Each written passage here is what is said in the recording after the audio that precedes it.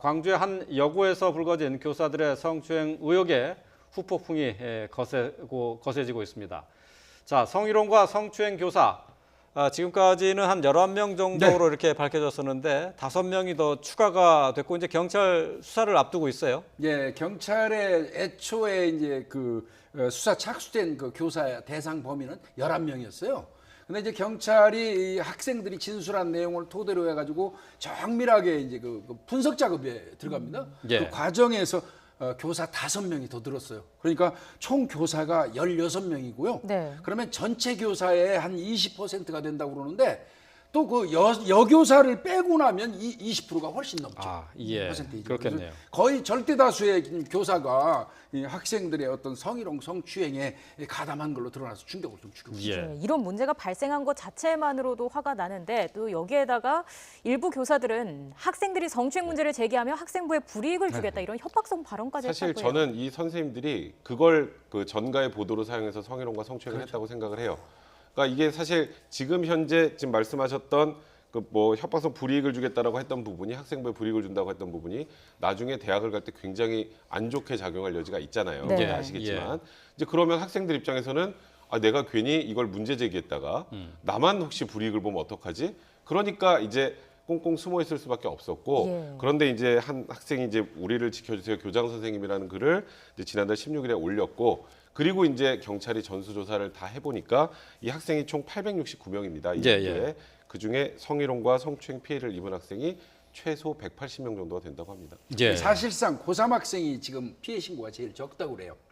대부분의 현재, 피해자가 네. 고3 학생들로 고3 돼 있지 않나요? 학생인데 그래도 전체 학생들보다는 이 퍼센테이지가 좀 그렇다 그래요. 그래요? 네, 그 이유는 조금 전에 백 변호사님이 얘기하신 것처럼 고3 학생들 입장에서는 상당히 불편한 거예요. 대학 입시 때문에. 네, 대학 입시 때문에. 예. 그래서 이제 오히려 이미 졸업한 졸업생들 사이에서 이제 활발하게 그동안 피해 당한 네, 걸 하고 있는 겁니다. 예. 그 구체적인 폭로 내용을 한번 짚어주시죠. 예, 이게 모 교사 같은 경우는 수업 시간에 갑자기 그 한 친구를 불러내가지고 학생을 불러내가지고 춤을 추려고 한 적도 있다는 겁니다. 예. 있을 수 있는 일인지 모르겠습니다. 또 예. 어떤 경우는 그 학생이 싫다고 하는데도 불구하고 참 말하기도 불편합니다. 그 여학생의 그 어떤 겨드랑이 밑으로 손을 넣어서 이거 추행이죠, 명백히. 네. 이런 행위를 서슴지 않았던 걸로 보입니다. 그래요. 이야. 자, 지금 나오고 있는 증언들은 이제 3년 전에 이제 재학생들 같은 경우 이제 3년 전에 네, 당했다는 그렇죠. 성추행과 피해를 성희롱 피해를 이제 얘기하고 있는데 그렇다면은 그게 여태까지 학교에서는 쉬쉬하고 덮고 있었던 것 아니냐? 네.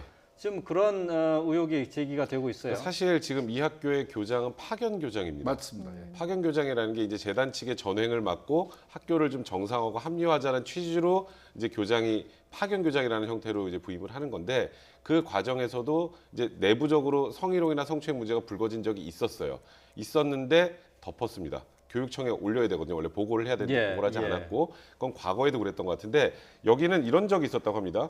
통상적으로 이제 이런 일이 생기면 뭐 교육청에 신고를 하고 징계 절차에 들어가고 더 나아가서 형사처벌까지 해야 되는데 과거에 그러니까 이 재단에서 운영하는 다른 학교로 그냥 쓱 전보시키는 경우도 많았다는 거예요. 그러니까 이건 말 그대로 학교에서 이 문제가 외부적으로 불거지면 우리 학교, 우리 재단 이미지에 타격이 있으니까 덮어.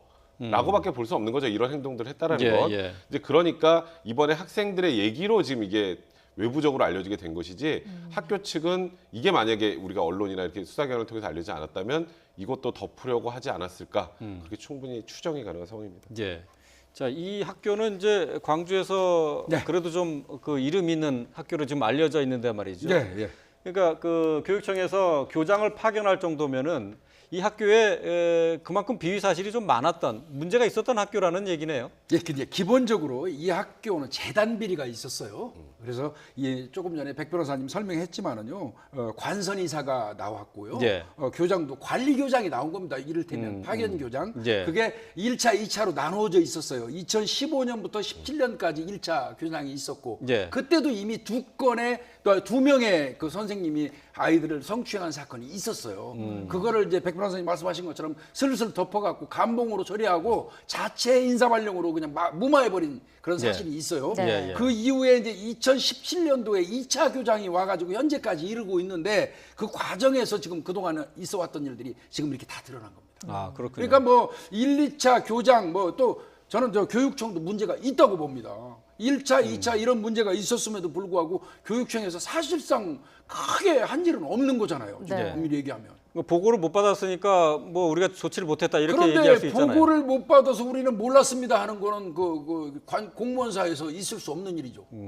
예. 실태 조사라도 나가보고 예. 이제 요즘에 문제가 많이 이제 되니까 한 번씩 교육청에서도 점검할 필요는 있었는데 이제 그런 건 전혀 하지 않았죠. 근데 말씀하셨던 것처럼 우리는 저기 그쪽에서 보고를 안 해서 예. 이것만 가지고 그냥 슬쩍 넘어가기는 뭐 사실 교육부도 사실 여기서 자유롭게 좀 힘든 상황이죠. 이런 문제들이 지금 이 학교만의 문제가 아니라 굉장히 여러 번 이런 유사한 문제들이 발생하지 않았습니까? 예. 예. 그럴 때마다 뭐 전체적으로 전수조사하겠다 이런 얘기들 대책은 항상 나와요. 예. 조금만 기억을 돌이켜 보시면 예. 교육청에서 항상 이럴 땐 전국에 있는 학교를 전수조사하겠다. 예. 근데 전수조사 안 했으니까 이런 일들이 생긴 거 아니겠습니까? 그렇죠. 슬쩍 예. 넘어가기엔 너무 심각한 문제가 아닌가 싶은데 철저한 조사가 반드시 이루어져야 할 것으로 보입니다. 자, 지금까지 김복준 한국범죄학연구소 연구위원 백성문 변호사와 함께했습니다. 잘 네, 들었습니다. 맞습니다.